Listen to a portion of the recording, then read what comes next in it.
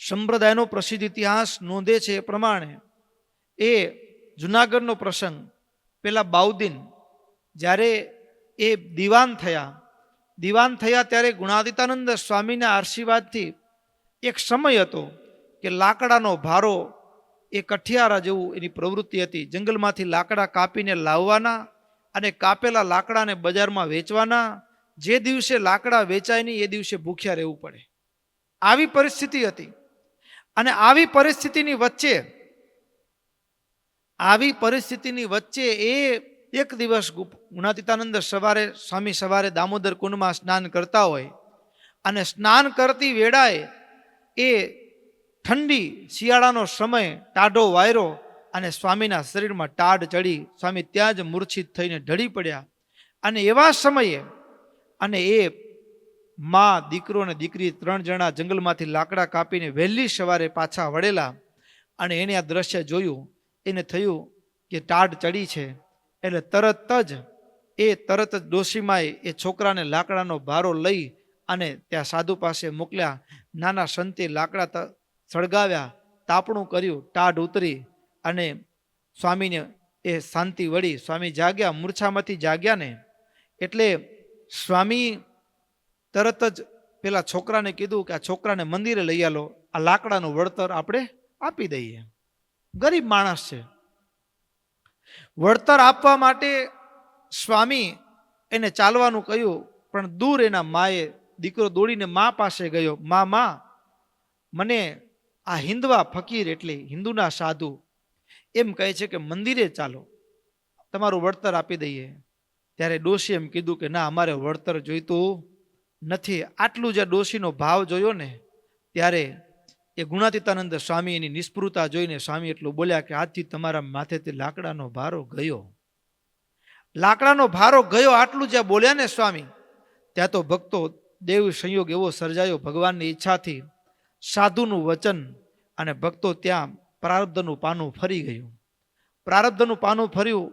એ રાજા સવારે એ નગરચર્યા માટે નીકળેલા અને એ જે દીકરી લાકડા કાપીને પાછા વળ્યા હતા. આજે તો લાકડા બજારમાં વેચવાનો યોગ હતો નહીં, લાકડા બધા વપરાઈ ચૂક્યા હતા, એટલે હવે તો આજે આખો દિવસ ભૂખ્યા રહેવાનું. પણ દીકરી ફળિયું વાળે ને એ બજારમાંથી રાજાને પસાર થવાનું થયું. ઘોડા ઉપર રાજાની નજર પડી. એ દીકરી રાજાને દિલમાં વસી ગઈ. રાજમાં આવી, રાજના માણસોને મોકલ્યા કે આ બજારમાં આ પહેલા નંબરનું ઘર અને તે ઘરના પરિવારના બધા જ સભ્યોને બોલાવી લાવો. બધાને રાજ દરબારમાં હાજર કરવામાં આવ્યા. બધા હાજર તો થયા, પણ એની વચ્ચે રાજાએ ડોશીમાની આગળ પ્રસ્તાવ મૂક્યો, માજી, તમારી દીકરીને અમે બેગમ બનાવીએ તો તમને કંઈ વાંધો ખરો? કઈ માં રાજી ન થાય? માં તો રાજી થયા, પણ સામે એક વાત કરી કે તમે બેગમ બનાવો એનો તો મને કોઈ વાંધો નથી, પણ અમે ગરીબ છીએ અને લાકડા કાપી ગુજારો ચલાવીએ છીએ અને દીકરો નાનો છે, હું ગરડી છું અને લાકડાનો ભારો એક દીકરી ઉચકે છે, તો હવે એ પણ તમારી બેગમ બને તો અમારી લાકડાનો ભારો ઉચકવો કેમ? ત્યારે રાજા હસી પડ્યા કે તમે હવે તમારી દીકરી બેગમ બને પછી તમારે શેની ચિંતા કરવાની? એને રાજમહેલમાં એક અલગ વ્યવસ્થા આપવામાં આવી અને એ દીકરો બાઉદીન, એને ભણવાની વ્યવસ્થા પણ એ જુનાગઢ નવાબે કરી. સમય જતાં દીકરો ભણ્યો અને દિવાન પદ એ જ સમય ખાલી થયેલું અને દિવાન પદ રિક્ત થયેલું ને એ જગ્યાએ દિવાન તરીકે એની વરણી કરી. દિવાન તરીકે બાઉદીન વરણી થયા પછી પણ એનો દરરોજનો ક્રમ શું? દરરોજનો ક્રમ એ કે દરરોજ એ સવારે જ્યારે રાજસભામાં જાય ને એના પહેલા એ કુવાડો ને દોરી એક પટારામાં મૂકેલા અને પટારો ખુલે અને પોતાની જાતને કે એ ભાઈ, તારા ભાગ્યમાં તો આ કુવાડો ને દોરી હતા. પેલા હિન્દવા પીરે તારા કર્મની રેખ ઉપર મેખ મારી છે, ભૂલતો નહીં હો. આવું પોતાની જાતને કે ઘરના દરવાજે ઉભેલા દરવાણી વિચાર કરે કે રોજ દિવાન સાહેબ કંઈક બોલે છે, શું કરતા હશે? એટલે એક દિવસ પૂછી નાખ્યું. રાજાને પણ કહ્યું કે રાજન, દિવાન સાહેબ કંઈક પટારો ખુલે છે ને એકલા એકલા બબડે છે, બોલે છે, કંઈ ખબર નથી પડતી.